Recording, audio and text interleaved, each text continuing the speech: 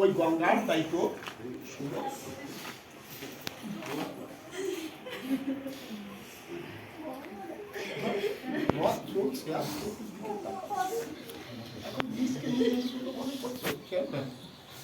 সব বিমলিন গোবিন্দ এতদিন যে তার কাছে যাহা বর্ণনা করেছে, যে বর্ণনা আমার গোবিন্দ থাকাকালীন যে বর্ণনা করেছে সেই বর্ণনা কেননা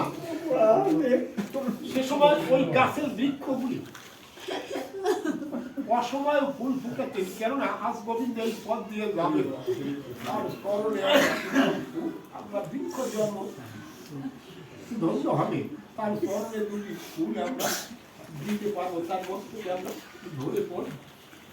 এই জন্য তারা অকালো ফুল ধরছেন না। রোগের যত দিক কুঞ্জলতা ওই বৃক্ষগুলি সাধারণ নয়,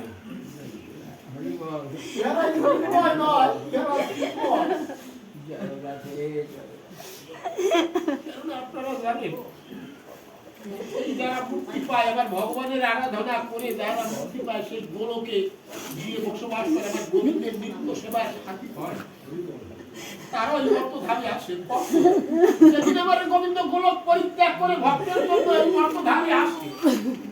তখন তারা যেভাবে সুযোগ পায় এই জগতে তারা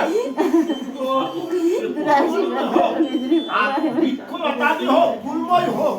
আর কোনোভাবেই আমার গোবিন্দের সেবা করে তারা ওখান থেকে চলে আসে এই জগৎ।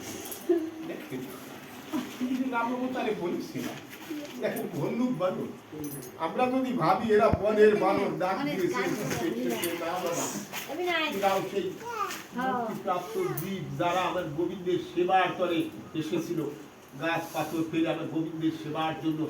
সেতু বন্ধ করেছে, যাহা কিছু দরকার নিজেদের জীবনের দিকে কোনো লক্ষ্য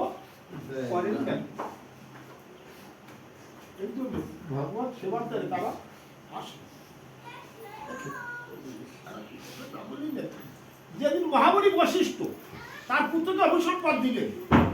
যে তুমি যে কর্ম করছো, একবার রাম নামে যত পাপ করে পাতকের সাধ্য নাই জীবনে তত পাপ করে, সেই রাম নাম 3 বার বলালে রাজারে মোর পুত্র হয় তুমি এতই অজ্ঞান, দূর হওয়ারে বাম দেখ হওয়ারে চন্দা, তাহলে আমার মুক্তি করছে। ওই রাম ওই জগতে গিয়ে আমি ভাবে গোলক পরিত্যাগ করে রাজা দশকে